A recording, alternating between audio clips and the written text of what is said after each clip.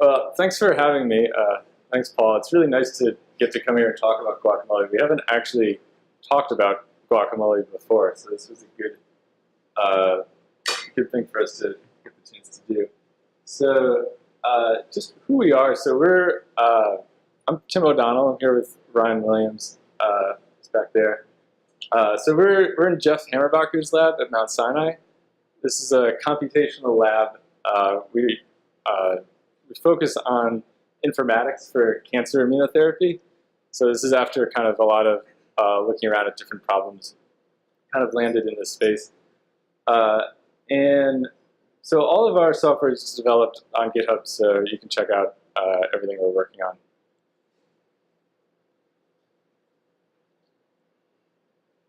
So I wanted to kind of just front load this with a slide on what is guacamole, what do we have right now, and then I'm going to go back and do some background and introduce the whole thing. So what do we have, though, is we have a bunch of abstractions for working with aligned short reads on apache-spark. And then using those abstractions, we've implemented two variant callers, which are very much still preliminary. So we have a somatic joint caller that makes use of multiple DNA and RNA samples from the same patient. And then we have an assembly caller that's doing haplotype caller style reassembly. So if none of this makes any sense to you, don't worry, we're going to go back. But I just wanted to front load it. This is what we got. So it takes about 30 minutes to run on our 100-node Hadoop cluster on 250x whole genome tumor normal. It actually scales up in data really easily. So adding more samples to that barely affects the runtime. But as I mentioned, our callers are still primitive, so we're not using these in our current science or clinical projects. So this is really about developing these, but we're not ready to say, go use this as your variant caller. So the way I thought I'd go through this is we do some background on just sequencing, and then I'll tell you about the abstractions that we implemented, so the infrastructure. And then I'll go through one of our variant callers, how it works. We'll look at some preliminary results, running it on some data, and then I'll conclude. So,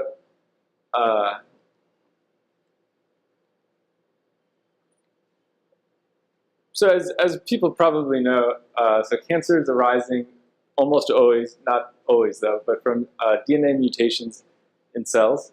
So every tissue kind of accumulates mutations, and then at some point you have an oncogenic event, and now uncontrolled proliferation is happening.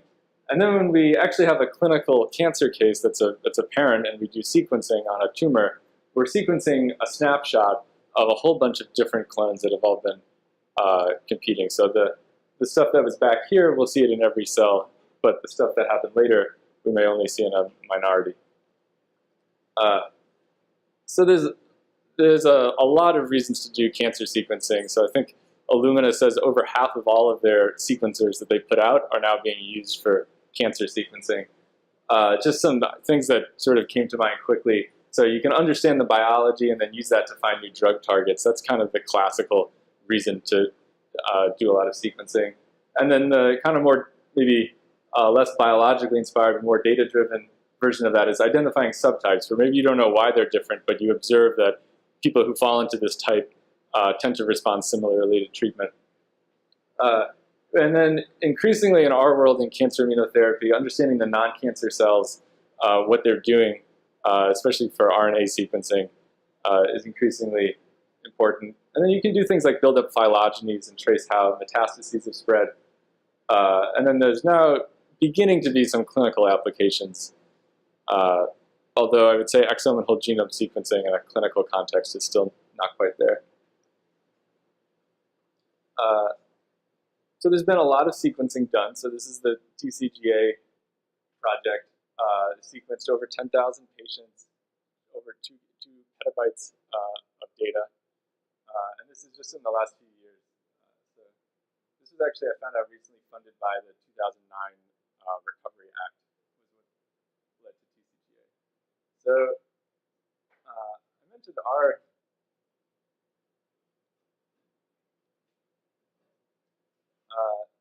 So just from an immunotherapy standpoint, there's also reasons you would sequence a cancer genome. One application I wanted to highlight is a phase 1 trial that we're participating in. Seems like there's a little delay maybe. Okay. So we're actually making cancer vaccines where you do sequencing on a tumor and a normal, and then you use that to select, to design a personalized vaccine that can hopefully elicit an immune response for that patient. So I just wanted to highlight there's a lot of different reasons you would do sequencing.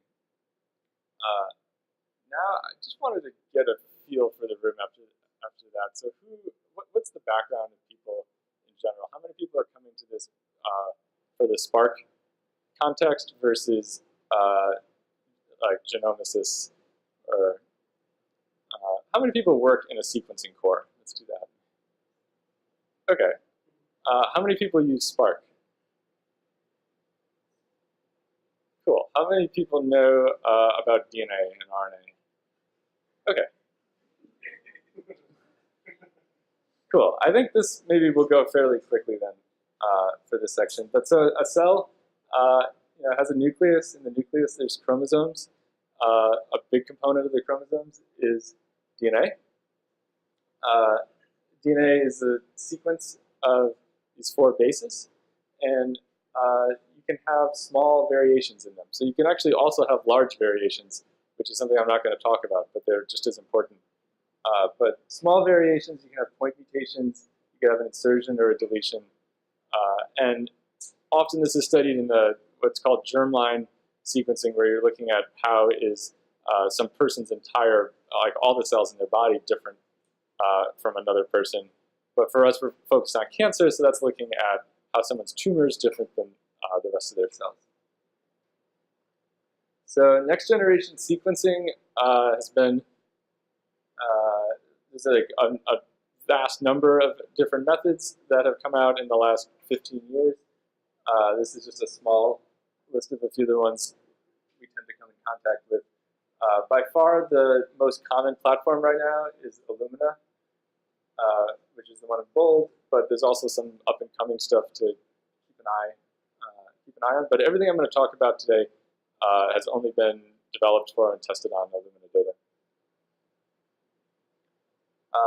So this is just an overview of the Illumina method. I'm not going to go really into really any detail on this, but I just want to point out that what's happening is you just have a really expensive camera that's taking photos after you wash a base over a chip that has your DNA hybridized to little probes at the bottom of it. And so then that sort of happens on, that's the wet lab component. And then the first computational step is this base calling step, where we need to go from these photos to decide what base was bred.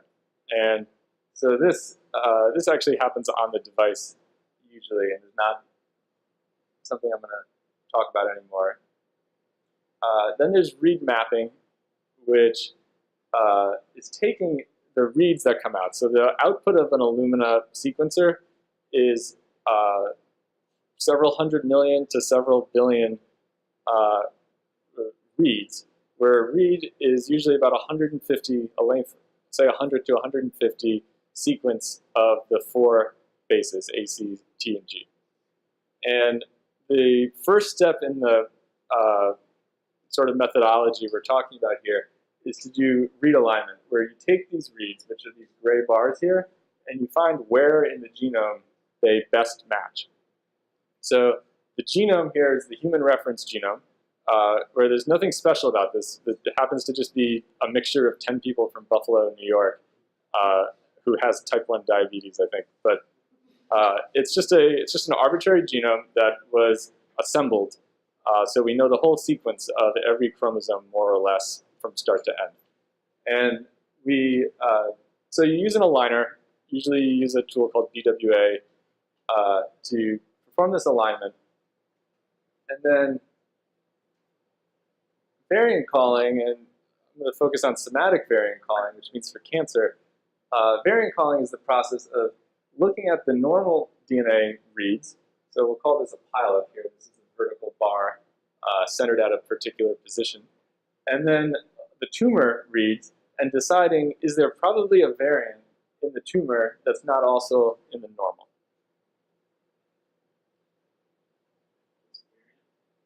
Yeah, so a very good question. So a variant is a mutation. So a difference between the person's cancer cells at that position and their normal cells. So here, the reference genome has a G. Most of their normal DNA is a G at that position. So normal just means that they're not tumor. And then in their tumor, there's a whole bunch of C's over here. So this would probably be a good somatic variant. Yeah, so it looks like there's a read error. So these reads are about 1% accurate, or about 99% accurate, I guess. we made the problem harder for you. So there's errors in the reads. And there's also an estimate of the error that you get with this.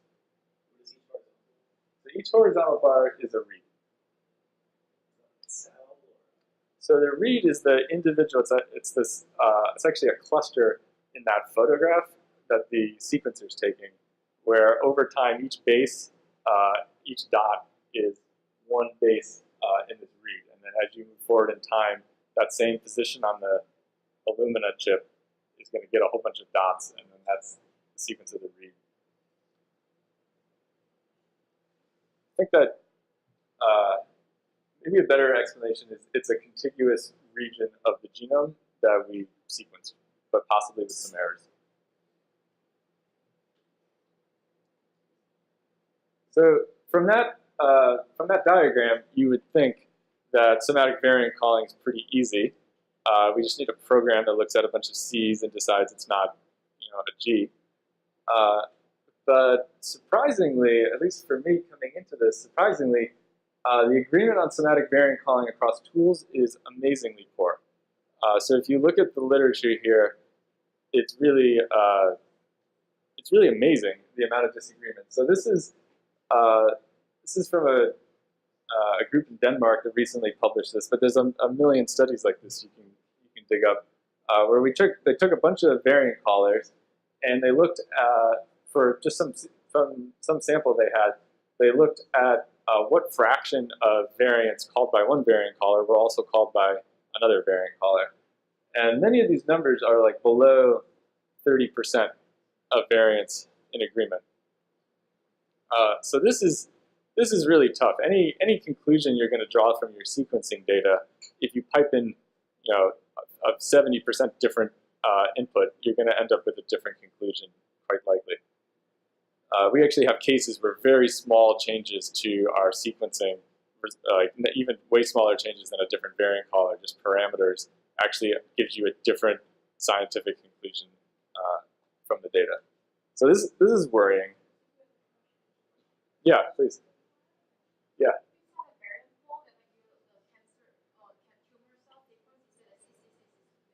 Yeah. I'll go back.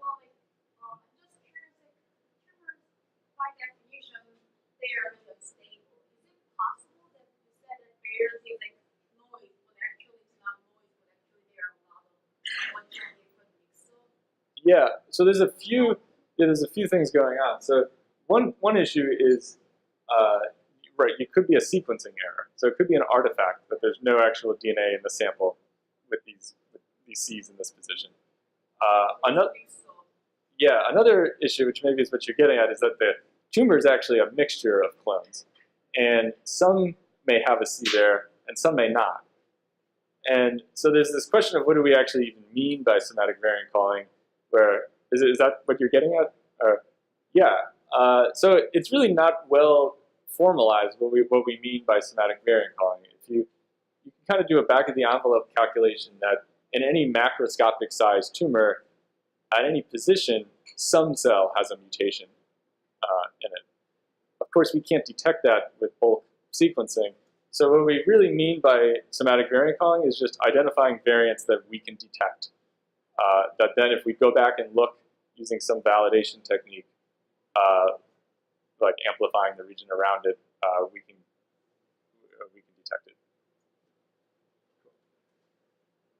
Okay, so now I'm going to switch gears and talk about some of the infrastructure we built as part of Guacamole. So apache-spark, it's a generalization of MapReduce. So it's a parallel computing framework. It's way more expressive than MapReduce. It's much more enjoyable to program in. You can really write much shorter programs that nicely capture what you want. So this is an example program that I took from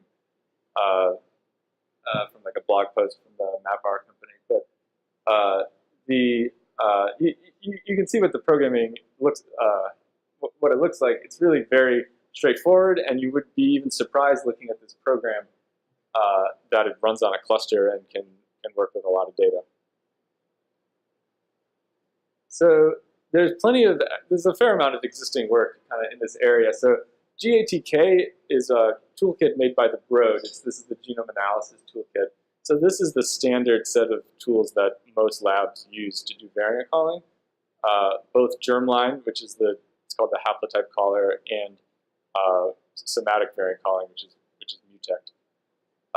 So they actually have their own built-in MapReduce framework for some parallelization. The issue is they can't take advantage of co-localizing the compute and the data. So if you're familiar with Hadoop, a key thing about Hadoop is its integration with HDFS, where it'll know where the data is on your cluster. So when you send out your function, your map function, it'll tend to run it on the node that has the data.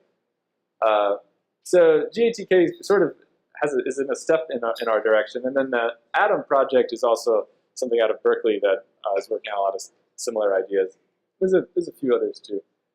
But basically what we thought was maybe we can take sort of what the GATK is doing and then lift it to a Spark type framework. So what we ended up making was some distributed implementations of functionality you would use to write kind of typical variant caller. And at a high level, that amounts to just we build pileups and then we call variants. So we mentioned pileups before. So so a pileup is this highlighted vertical region where we have the reference sequence, and then we have our reads going across here. They've been aligned to the reference. And now a pileup is centered at one genomic position. What bases did you read there?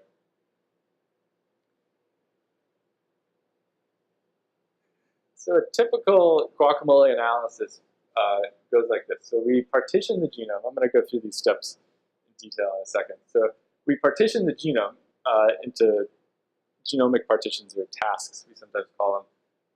And then we partition the reads according to that partitioning. So this is our way of deciding how we're going to split up the data.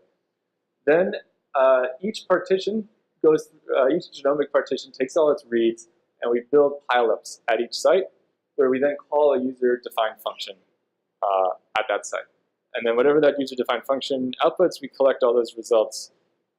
And you could do more computation, or you could write out the result. So first thing you got to be aware of is coverage is not, so by coverage we mean the number of reads mapping to a position in the genome. So often we look at plots like this, which make it look like, so this is just from some exome sequencing run we had, where there's pretty clear, nice hump right around probably the desired read depth. And then there's a long tail that goes out, but it gets small. One thing that caught us is that this long tail is actually really, really long. So we'll find positions in the genome that have 100,000 reads overlapping them. And so actually a critical thing that we've done recently is be aware of that. So I'll go through these steps. So the step one of partitioning the genome, the idea here is we want to break the genome into contiguous intervals where each interval has about the same number of reads. So what I have here in this diagram is we have our chromosomes, and then this is our read depth, these blue bars. So where there's kind of a fairly high depth, we're going to have small partitions. And then where there's lower depth, we're going to have larger partitions. And the idea is that they'll have about the same number of reads assigned to them. And then, as I mentioned, the extremely high depth regions we just throw out and we don't call variants there. That usually ends up being like between 10 and 20 kilobases. You think? Yeah. Interesting. I should look at that. Interesting. So then step 2, which is now we're partitioning the reads.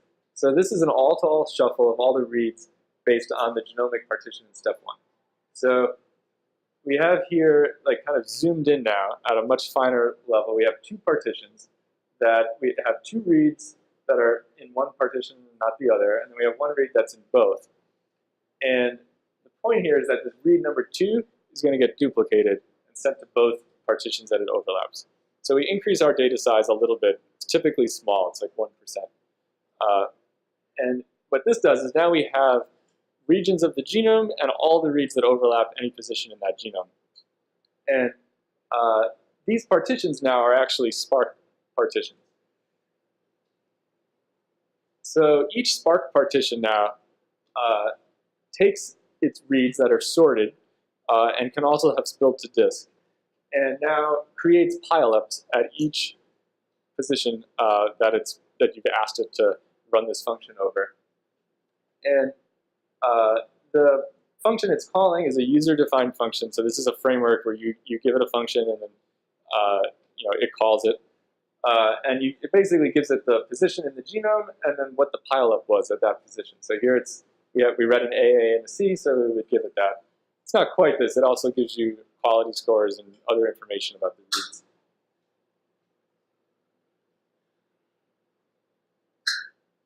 So there's a couple just implementation notes. So that read partitioning, that's done with a very well-named method, read partition and sort within partitions. It's part of Spark.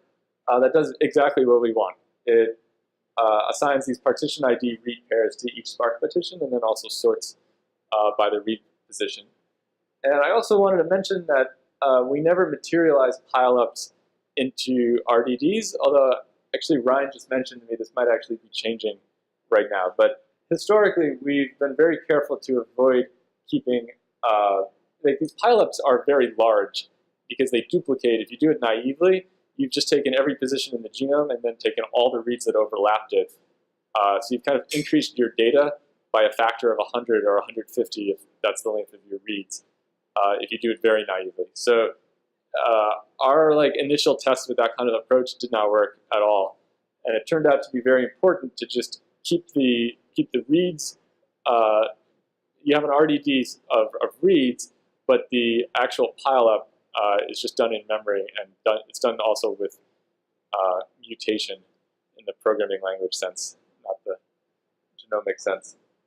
If you're not familiar with RDDs and stuff, that was just a little bit of details. But so there's a few other features that are part of the Guacamole framework. So we can do sliding windows, which is for each site, you might say, run this function on all the reads mapping within 1,000 bases of a position in the genome. And then more sophisticated variant callers that do things like local reassembly want to work off that instead of pileups. And then also, we're not really working with just reads here. We also kind of generalized reads to this idea of regions, which is anything that maps to the genome. So if you have a huge set of variants, like a giant VCF file, you can actually use some of the similar methodology to work with those.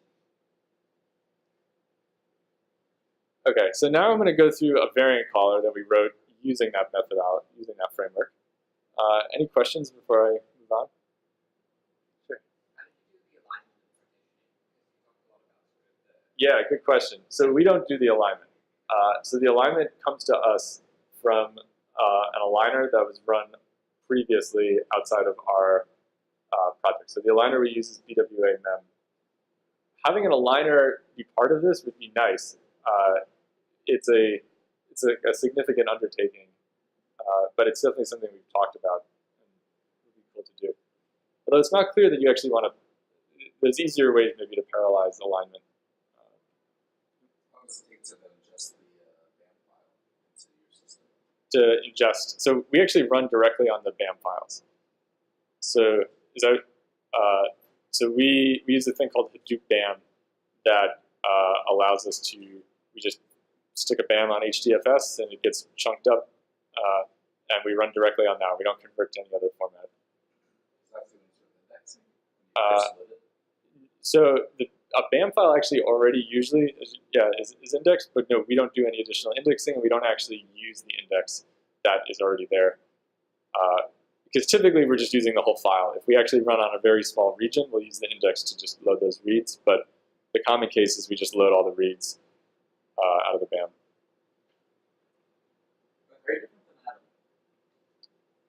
Yeah, it's a tough question actually. So we're doing a lot. So a lot of this stuff's actually inspired by Atom. So we are less focused on file formats, and we're kind of a smaller project, and we're pretty focused on making a variant caller that we can use in our in our lab. But there's really a lot of overlap. We're kind of learning from them a lot. Oh yeah, sure. You sort of touched on it, but I'm just wondering what makes variant callers such a challenging problem. Yeah, it's a really fair question. Yeah, so there are complicated sequencing artifacts that people are still figuring out. So figuring out which things that are sequencing artifacts can look an awful lot like a true variant. So I think so that's definitely part of it. And then there's also the cancer, the stuff that's specific to cancer. So the subclonality, the fact that you often have structural variation and copy number variants that are overlapping with point mutations in cancer, and that those are also happening at their own level of cellularity. So you also have things like normal contamination.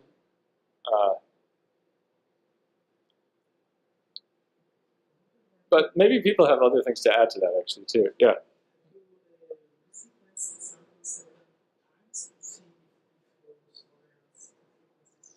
That's a really good question. We actually did do one case where we took a patient where we were kind of getting frustrated with the lack of agreement in some of the variant callers we were running. And we took one patient as an ovarian cancer patient, and we did two very high depth exome sequencing. So we did 800x, which is high for exome.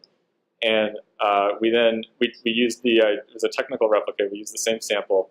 And then we compared the variant calls. I don't have it in this presentation, but I have a slide at the end I can show you. The overlap is low. It's surprisingly low. There's a good, I think there's probably 40 or 50% in common, but even just running Mutect on two the same samples, it was, so actually that story gets a lot better once you only look at variants with higher coverage and also in the capture kit regions that you intended to capture. So one possible source of noise is if you try to get variants outside of your capture region, or even if it looks like you have high coverage, you actually are exposing yourself to a lot of bias there.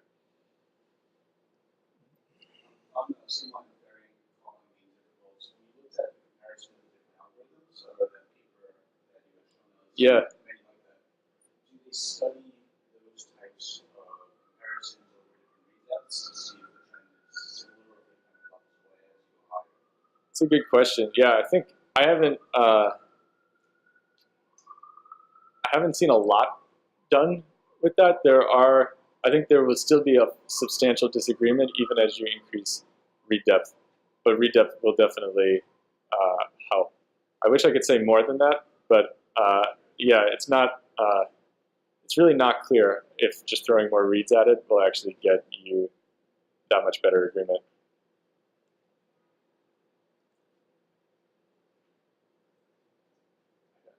Yeah, sure.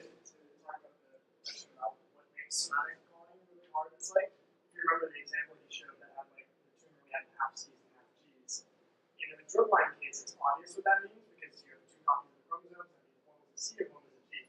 But in the tumor case, because like a lot of the cells that get sequenced when we do a biopsy of the tumor, we get a bunch of normal cells as well. So that could just be that half the cells were actually normal cells, and 100% of those tumor cells have that mutation.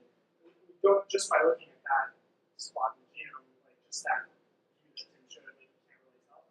see like 1/3 of the reads in the tumor show a mutation like, is that because only 2/3 of your cells were actually from the tumor, and half of those had the mutation, or like any continuum there. So like, you have to kind of like look across all the mutations you're seeing in the tumor and the different frequencies that they're appearing at, if you want to kind of tease out those kinds of things, like try to like infer these distributions of what your like your purity of your tumor sample was. That makes sense. And so just right out of the gate, your simple case is sort of like underdetermined in a somatic context.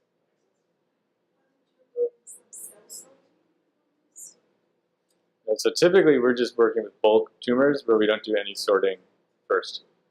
Although that would definitely, increasing our purity, if we had a good way of like sorting the cancer cells, that would be great. But yeah, typically no.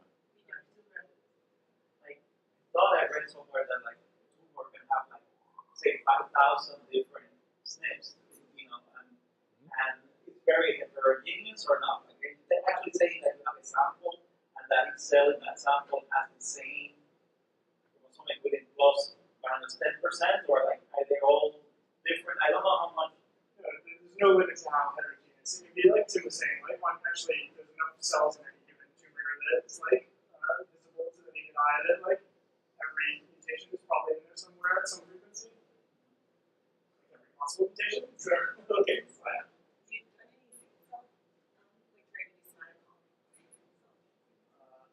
So that's definitely a thing people work on. We haven't gotten that data, but that would be exciting. You just do something like a Canadian cluster to separate the normal cells from the tumor cells? Yeah, if you had the right parameters to cluster by, if you had the right kind of distance, but it's kind of unclear what you would use. Like one thing you could do, I guess, is once you have your variants, you could maybe look at doing something like that. But at this step, you kind of don't know where any read is coming from. Is it coming from a normal cell or a tumor? I would think that all the normal cells would be kind of very close to each other, right? Certainly in the genome, yeah. Like in terms of their mutations, they'd be very similar, yeah. But the trouble is, you're just getting a mix. You're doing sequencing, and you're getting just kind of a random spoonful of a soup that you took. So it's something like a Canadian cluster. You'd have some that they were all close to each other, and then everything else would be far away. but close to each other in terms of what features. The letters that you see, whatever it is. Gotcha. Yeah. So the yeah. So while the cancer does have sometimes as many as like 40,000 mutations, still the vast majority of the genome is the same as the normal. And so when you have a read, usually you'll have 0 or 1 mutations in that read.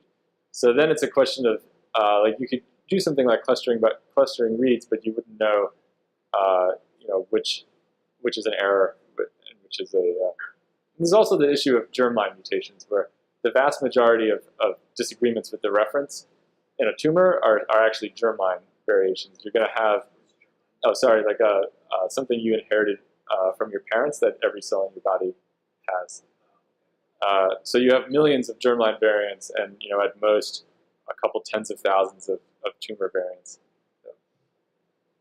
So also not measuring vectors in your analogy. You're measuring components. So you don't know, like, you don't get the correlation between the different possible cell types. So in some sense, every component is like an independent distribution. It's hard to understand, like correlation data. It would be much easier if you had correlations between components that you don't.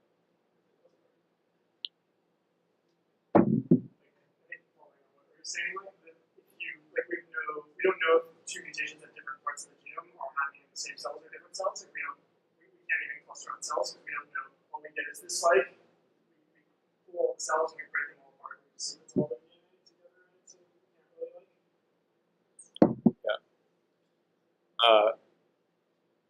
Cool. So we wrote this framework, and then we thought, well, what would be a good application where we can kind of do something better than what exists already and take advantage of being able to compute on more data. So one thing that came to mind was working with multiple samples from the same patient. So many of our projects, this is just one that I happened to work on, which was a reanalysis of this Australian ovarian cancer study, where for all these patients here, each one of these groups is a patient, and the bars are the samples. We have multiple samples per patient. We have a pre-chemo and a post-chemo in this case. So, so there's a lot of context where even if you only have one sample, you might have RNA and DNA. And doing joint calling over many samples at one position is really common for germline calling. And there's been some attempts to do that for somatic calling, but not a lot, and no one's really gotten it into a package that's easy to run. So we thought we would start with this as a test case. So we wrote this thing called the somatic joint caller. It calls SNVs and small indels on any number of tumor normal samples from the same patient. It'll also consider RNA sequencing if you have it. And it's overall, the design is pretty similar to Mutect. So I'm going to go through I'll go pretty quickly through this, just the likelihood setup for it. But this comes in handy in the next slide. So for each sample, we're going to define a reference mixture and a variant mixture, where we're taking this VAF is like the variant allele frequency, and we're just going to do something really simple. We're going to look at the number of variant reads. So that would be like the number of G's in that, or that C's in that previous example, divided by the number of total reads. But we floor it at 0.05 because that's what we think our lower detection limit is. It's actually probably higher than that. And then we have a mixture. So we can say for any allele, like a C or a G, what fraction of the cells in the sample do we think has that allele? So it's just the variant allele frequency if you give it the variant sequence, and it's the reference sequence if you give it it's 1 minus the variant allele frequency on the reference sequence. So this is not. This just comes in handy I just put that up there to show this formula. But so we can now compute a likelihood. Again, this is all being done individually per sample, but we can compute a likelihood of the data, which is the pileup, the reads we got, given a particular mixture. So a particular mixture might be the reference mixture, which has all reference, which just has 100% of the alleles in the sample being the reference. Or it could be the variant mixture, where there's some, like say 20% variant and 80% reference.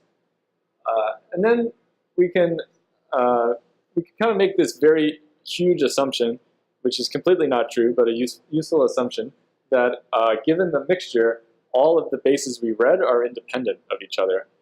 And we'll come back to that, but if we make that assumption, then we can just take a product of the individual base likelihoods.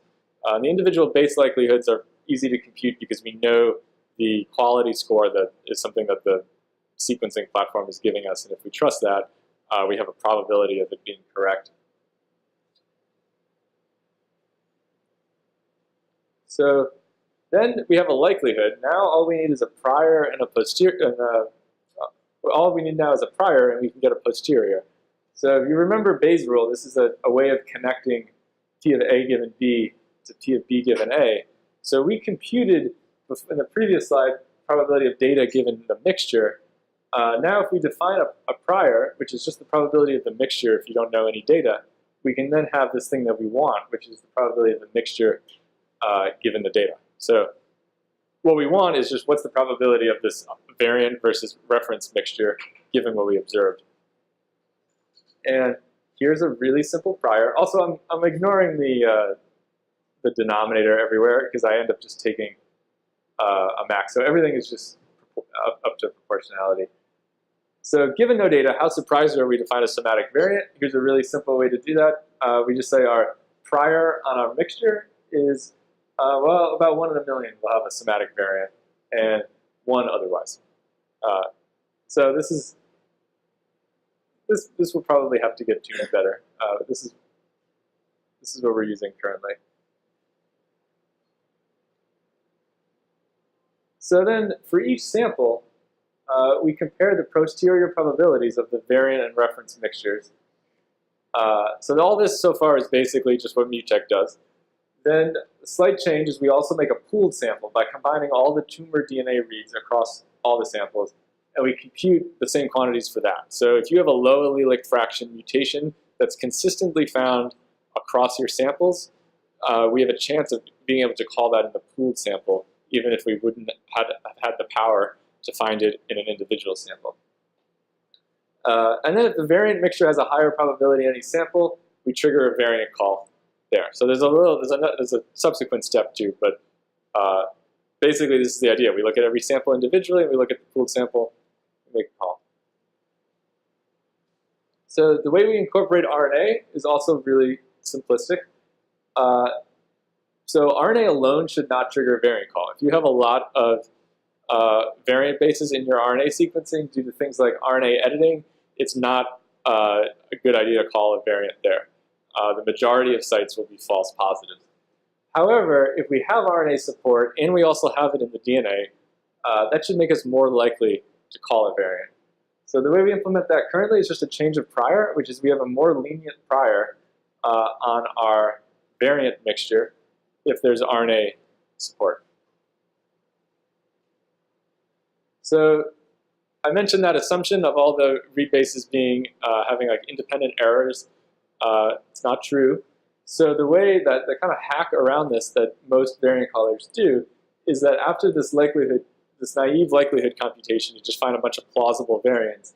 You then apply a bunch of filters that remove known sequencing artifacts. So we're experimenting with the same approach. We just have a small number of filters that are nothing new, just what MuTech does. So I thought it was important was removing reads that had multiple errors in them. Yeah. To do that? We actually don't currently have that implemented. We should. I think it would increase, it would improve. Yeah, that's a good question. So,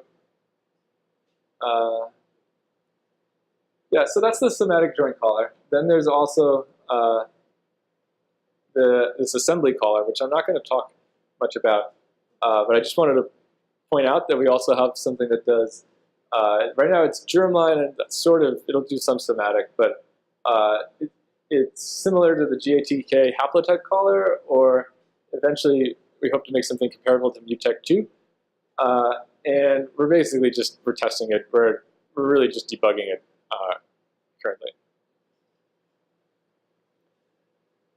So I'm going to go through some preliminary results, which you'll see is it's pretty thin right now. So, but this is what we've done. So our testing cluster is pretty beefy. It's 100 nodes with 24 cores per node, 12 terabytes of memory, a couple petabytes of storage.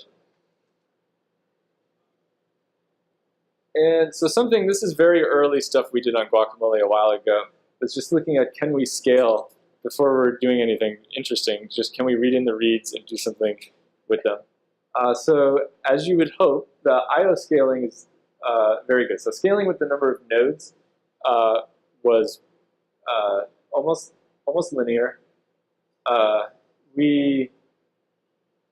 We're basically I/O bound, which is where you want to be.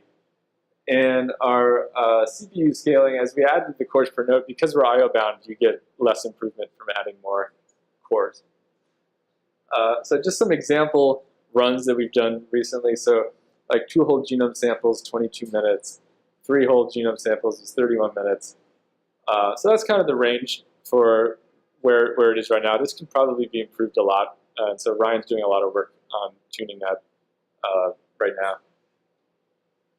Comparing to MuTech is a little hard because it parallelizes itself so differently. So finding a valid way to compare against it is difficult. So what we did here is we took it kind of leaves the parallelization up to the user. So we took the typical way that it's been run in our lab, which is to parallelize across chromosomes.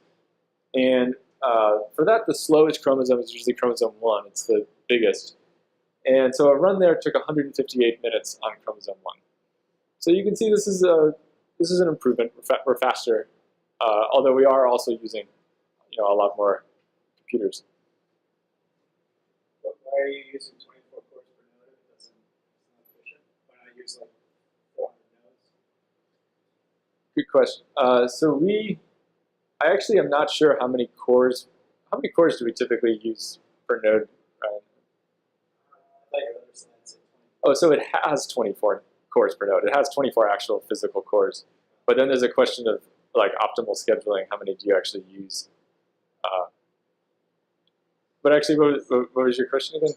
I was assuming that this was cloud and you could just choose Got it. configuration. Yeah. You might as well use 400 nodes. Cool. 4 cores instead of using. So we're experimenting right now with moving to Google Cloud. I don't have any data on that, but this is all our cluster at Mount Sinai that we've been using. So this is a cluster from a bare metal a couple years ago. Yeah. How closely the results line up between Guacamole and Mutect After you do what, sir? after you ran all of this, how closely the results actually line up in terms of Yeah. results? Yeah. Good question.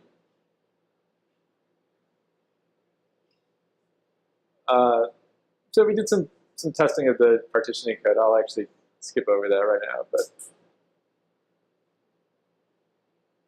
so I'm going to show 3 runs we did. One is using TCGA data, one's using the stream challenge, and one's using a patient where we don't have validation data, but we do have Mutect calls. So we're also, we got a repository where we're trying to collect variant calling benchmarks. So it's also like a test harness for running Guacamole. So the unfortunate thing is most of the data, like TCGA, we can't distribute it to people because they have to go and sign the agreement with TCGA. But if you get your own data, you can use this stuff here to run Guacamole on it. And we're also interested, not clear if it'll be this repository or something else, but we're interested in like a kind of collaborative effort of getting together benchmark data, if any of you guys have done tuning on variant callers. Okay, so a small minority of TCGA samples have some sort of validation run on them. So this is where you did exome sequencing, you then ran a variant caller, probably Mutect, discovered some variants, and then you did targeted sequencing, sometimes with an orthogonal platform with a different platform, but usually just with Illumina higher depth to then validate. So we looked through TCGA and we found 700 samples out of 5,500 at the time we were doing this that had some validation data.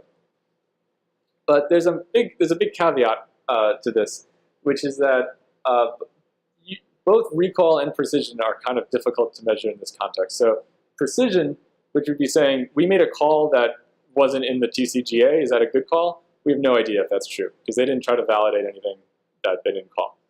But recall even is also subject to this more sort of complex ascertainment bias where they only validated calls that Mutect was able to make to begin with. So we're kind of limiting ourselves to calls Mutect could make. And so just because we make a call that wasn't tested doesn't necessarily mean it's not true. So with that caveat, this is what the data looks like, which is basically that we mostly underperform, or we consistently underperform on recall, both Mutect and Strelka. And so this was using hand-tuned, or not hand-tuned, just hand-picked thresholds for filters and for likelihoods that we just made up as for our first test. So it's difficult to optimize in that setting though, because if you can't measure precision, you can always get it to make all the TCGA calls. It'll just also make a lot more calls, and it's unclear if you're improving anything. So there's this DREAM challenge, which is a public contest for somatic variant calling. Currently consists of synthetic data for a number of patients where there's increasing difficulty in making the call. So there's a bunch of data sets. Eventually there's also validation data for some real patient sequencing. So again, we saw that our hand-picked thresholds perform poorly. So this is the DREAM synthetic 1, which is the easiest challenge to call variants on. So the gold is the blue. Those are the true variants, which we know because this is synthetic data. The green is what Mutect called. So Mutect called almost all of the gold mutations, plus a bunch more that were false. And then Guacamole, you can see, did pretty poorly. It called a lot of stuff that neither of them called, and then a relatively small fraction of the true calls. So we then looked into, well, how do we optimize this? How do we pick our right. There's just a bunch of parameters to Guacamole. How do we pick those parameters? And so the first thing we looked at was doing something kind of data-driven. So we just looked at what happens if you use logistic regression on the basically the features that go into your filters and into your likelihood. Just output all those features for all your sites, and then do logistic regression with like a 50% test train split. So we took the dream data, we chopped into 2 pieces, we trained a logistic regression model on one piece and then tested it on the second piece, and it does really well. It can almost completely match.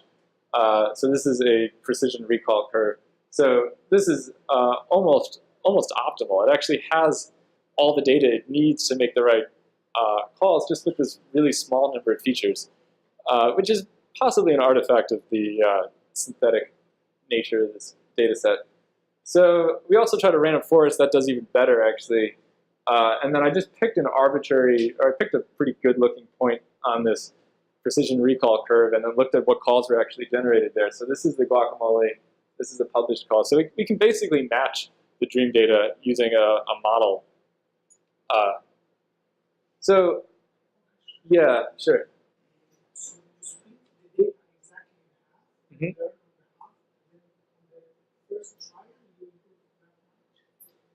Or did you randomly chop up the data for different Yeah, so we had enough data that we didn't even do cross-validation. We just split it into a test and a train set. Is that what you're asking? Or, yeah, so so this is just on that one sample, that one synthetic data set. But the point there is just there is enough data, apparently, in just this small number of features we're collecting to call variants. You just need a good way of integrating that data. The score that you initially to call variance, which perform poorly, Mhm. is one of the features in this model. So How much weight, like when you calculate different features, how much is like your likelihood? That's a good question. So it turns out, so we actually compute a bunch of likelihoods across every, like for each allele. And it turned out the tumor reference allele likelihood was the most important feature in the random forest. And that was actually found also in a second data set, which I have no intuitive explanation for why that was the most important feature. But the other point is that the traditional filtering model is you just have a bunch of hard filters that if it exceeds some threshold, if strand bias is more than a given number, you filter the call. Whereas these models are way more, there's much more capacity in these models. They can learn to do a lot more things by balancing, strand bias with, well, the likelihood is really high. But yeah, interpreting these models is something that's totally open for us. So we also just quickly, this is basically the end. So I looked at this ovarian cancer study patient. I just wanted to see how many new mutations do we get from doing pooled calling. So this is a case where we have 2 samples from this patient. And not too surprisingly, so just looking at the published calls that were made by the group that put out this data, we're really getting nothing from doing pooled sequencing. But if we go over here, if we look at stuff we called that was not published, many of these may be false, though. We are getting, we are getting like 10% from the pooling. So there's a possibility that there's some advantage to doing that, but this definitely doesn't establish that. So I'm just going to wrap up now. So some open questions for the variant calling that we've implemented are, should we stick with hard filters, which is like what most variant callers do, or should we just switch to some data-driven model? So the people at the Broad actually, as far as I understand, do use some data-driven model. It's just after variant calling. They call it variant quality score recalibration. So I guess one question for us is, should we just kind of do that from the beginning?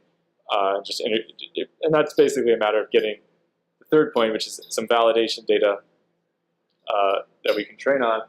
And then there's also this question of how do we integrate these 2 variant callers that we have, where we have assembly calling and we also have this joint calling. And so this is an open source project, and there's issues open. If anyone's interested in working on these problems, we'd love to have contributions. Yep. What do you mean about integrating assembly-based calling? What does that mean? Yeah, so there's this question of how do you take multiple samples and use so you're generating these haplotypes by doing assembly.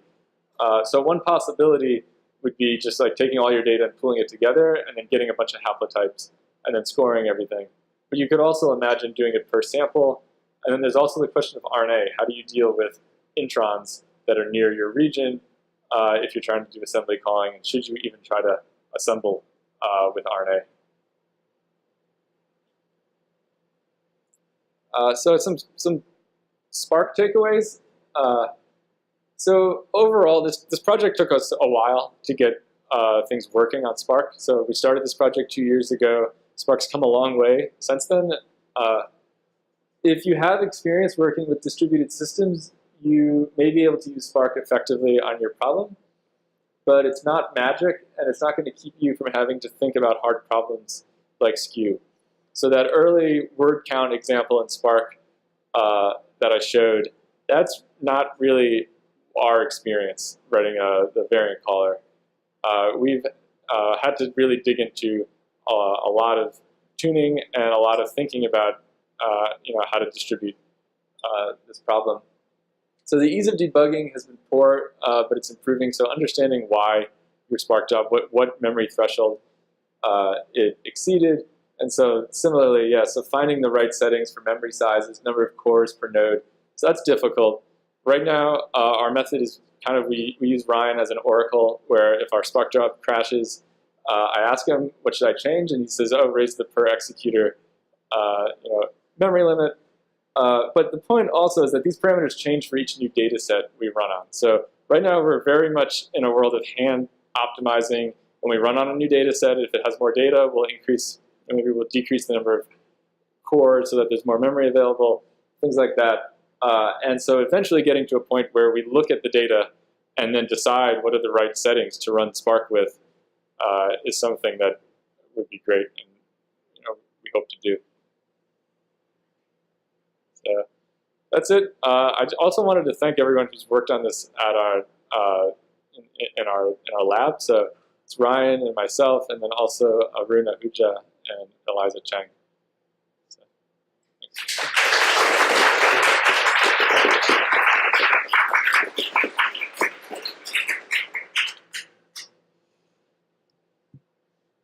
we didn't go too over. So yeah, if there's any questions or open discussion on stuff other people have tried in similar spaces, yeah.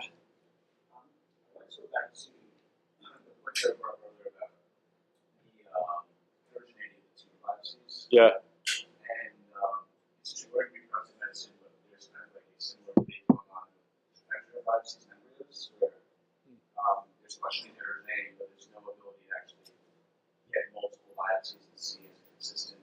Is that something that's happening where variant calls are the same tumor from different locations? Yeah, so multi-region sequencing, there's been a little bit, so that's usually the term for you take a tumor and then you take different parts of it.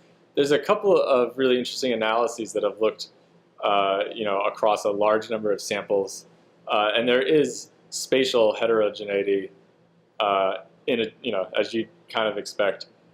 But we're really not in that space. Like the cost of doing more than one, like usually we just want more patients. We already don't have enough patients to do the science, so we want to just put our money into getting more patients, not getting more samples from the same patient. Would, if the differences are pronounced enough, would they have prognostic indication differences? I mean, that's one of the questions, I guess. I see. So actually, at least for ovarian cancer, heterogeneity is a poor prognostic marker, I think for other cancers too. Right now, the way of measuring heterogeneity is usually from just a single tumor sample, bulk sequencing. You can kind of look at the allele fractions, and if they tend to be lower, there's various things that basically cluster allele fractions. But if we had multiple samples from one tumor, we could do a better job. So that performance comparison between your caller and the existing one, Yeah. was that on a single node versus 100 node? Right. So yeah. It was 3 times better, which is Yeah. great, but it had 100 times more compute. Yeah. So one thing that's worth noting is that the mutex example that you gave was just for chromosome 1. Right. So can you imagine you'd actually be using maybe 20 nodes for some of the time that was listed there? Right. So yeah, But yeah, Where's like, that coming from? Is it just SPARK? I mean, anytime, like, there's just all kinds of, like, bookkeeping you're doing when you're, like, taking a program. I mean, you can really optimize stuff when it's running on Windows, whereas, like, at a baseline, we have to, at some point, like, shuffle all the read data around between all these machines and stuff. So there's definitely some overhead. Like, it's always going to be, like, per CPU core hour, like, we're probably running more of those, but like, if you have, like, an infinite, like, the cloud that you can use, and you'd rather just get it in, like, 10 minutes for, like, a little more money. It's just like a trade-off, and depending on the use case, it can be a lot. but I think it's a good point. Like, we made a best effort to try to get basically what's the latency if you had plenty of nodes and you wanted to run mutex. Well, you're going to wait on one chromosome, but we only would use at most 23 computers there, whereas we're using 100 for us. Yeah. As a tech person who I feel like I know what a DNA and a genome and a phenotype and all that stuff is, but still probably like half the words you said I have no idea what they mean. Anything you would suggest reading without going into a good degree in biology? That's a good question. Yeah. Anyone have any ideas actually? What's the book? Oh, cool. Is it? It was like exploring personal genomics or something. Joel Dudley and Conrad. You write that down. Something. Sorry, could you repeat that? Yeah, the question was what's a good book to read to get up to speed on some of this? And one suggestion was Joel Dudley's book. Joel, Dudley. like J-O-L-E. Joel? I think? Yeah. There's also a really good Coursera course from Johns Hopkins that covers a lot of stuff as well. Cool. And a John Hopkins Coursera course. You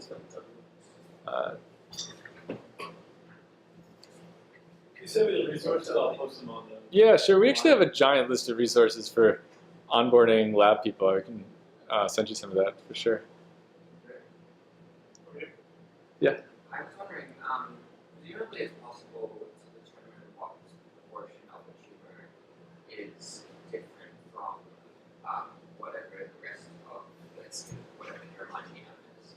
And presumably, if you look over all of them, you would be able to say like 60% of these seem to be differing from the normal germline genome in like all of these different places here. Would you be able to use that information to subtract a certain number of like the bases out of the tumors? Does that make sense? Interesting. I don't know if I totally follow. So you're thinking, So I'm saying like, let's say 60% of all the bases in the tumor and what you the sample was expected from the tumor differ from whatever was expected from the tumor. Then would you presumably be able to say, since it's 60% across just about all of them, you can subtract all the ones that are consistent and then use that information as well? I don't know. Given that there's a consistent sort of pattern. you're saying like if we knew the approximate mutation count, could we use that to get a better prior on whether? You're going to know. I mean, what I'm wondering is if you knew like 60% of this already, I already know that 60% or 70% or whatever came from the tumor cells. Oh, if you know the purity. If you know the purity. Yeah. So presumably it's possible to find out the purity just by looking for a pattern across all of the different. Yeah. So there's a lot of approaches to that. Right. I see what you're saying. So our samples usually come with a pathologist's opinion on the purity. So the pathologist takes the kind of little piece off of the tumor that's going to be sequenced, and they'll say, oh, I think this is 30% normal, 70% tumor. Then there's also methods using SNP arrays that can estimate the purity more accurately, where you look at changes in the minor allele frequency at a whole bunch of germline SNP positions. And those often actually disagree with the pathologist. Usually it's found that like the pathologist overestimated the amount of tumor in the sample. So variant callers commonly will take that information into account. Ours doesn't, just because it's very simplistic. But it totally could, it could and should be used. Yeah, there are tools that do that as well. Yeah, like that's a whole like clonality estimation, I guess, is like an umbrella term under which there are many tools that are like we haven't incorporated stuff like that, but yeah, that's And I think that kind of thing is also where this kind of approach with Spark could be more useful, where once you're doing multiple reductions on the whole data, currently we're really looking at the data once still. But as we start adding more runs through the data, where say we were to first estimate purity and then call variance, that's the sort of problem that we might start seeing more advantages to.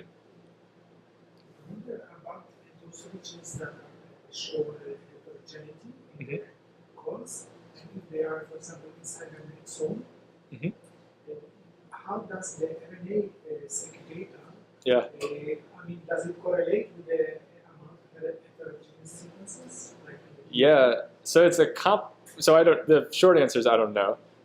So it's a complicated thing because you could also just have differential expression within the clones. You might have that gene highly expressed in the RNA in one clone and not the other.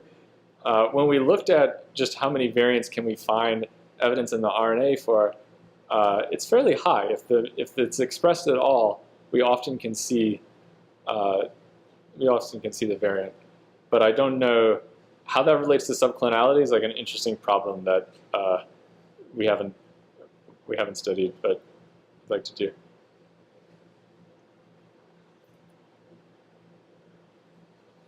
Cool.